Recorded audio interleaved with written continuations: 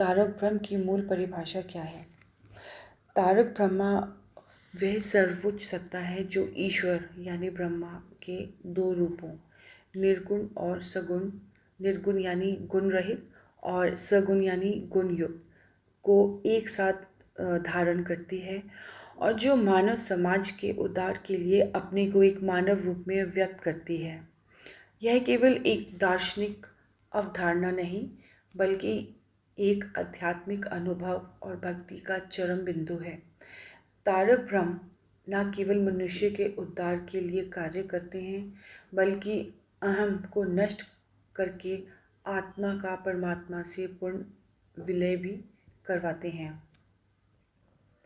तारक ब्रह्मा और महापुरुषों का आगमन, इसके बारे में जानते हैं। जब कोई व्यक्ति आध्यात्मिक साधना द्वारा बहुत ऊंचे स्तर पर पहुंच जाता है तो वह ब्रह्मा चेतना का साधन बन सकता है। ऐसे व्यक्ति जो स्वयं को मानवता के लिए समर्पित करते हैं उन्हें ब्रह्मा की शक्ति कार्य करती है। इन्हें महापुरुष या तारक ब्रह्मा के प्रतिनिधि कहा जाता है। इनकी उपस्थिति मानव जाति के लिए एक उद्धारक शक्ति बनती है। यह कोई रहस्यमय या चमत्कारी घटना नहीं होती। यह एक क्रमिक प्रक्रिया है जिसमें आत्मा ब्रह्मा चेतना से जुड़ती है और स्वयं को पूर्ण रूप से ब्रह्मा में अर्पित कर देती है। इसे ही तंत्र दर्शन में वहाँ संक्रमण या ब्रह्मा में विलय होने की अवस्था कहा जाता है। अब ये जानते हैं कि तारक ब्रह्मा की आवश्यकता क्यों पड़ती है।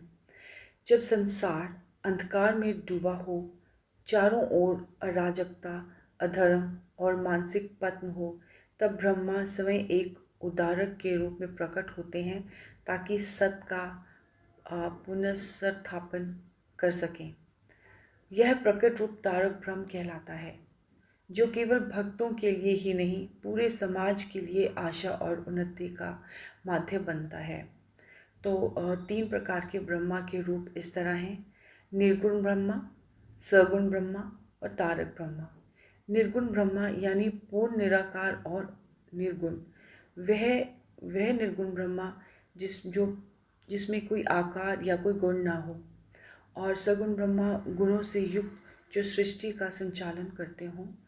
और तारक ब्रह्मा वे जो निर्गुण और सगुण दोनों को समेटकर मानव रूप में अवतरित होते हैं और जो साधकों के उद्धार के लिए तारक यानी उद्धारक बनते हैं।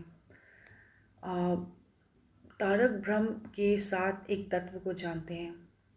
अंतिम लक्ष्य है परम ब्रह्मा के साथ पूर्ण एक तत्व, यूनिटिव एक्सटेसी, जिसमें साधक समय को खो देता है जैसे एक नमक का टुकड़ा समुद्र में गिरकर घुल जाता है। ये स्थिति ही मोक्ष, सायुज्य और परमानंद की स्थिति है। तारक ब्रह्म कोई दर्शन का तर्क नहीं बल्कि भक्ति का अनुभव है। तो ग्रंथों में स्पष्ट लिखा गया है, Tarak Brahma is not a figure of philosophy, it is a creation of devotional sentiment. यानी यह कोई सिर्फ बौद्धिक विचार नहीं है बल्कि हृदय से अनुभव करने वाली पूर्ण समर्पण की भावना है। थोड़ा और विस्तार में जानने की कोशिश करते हैं। तारक ब्रह्म कौन है?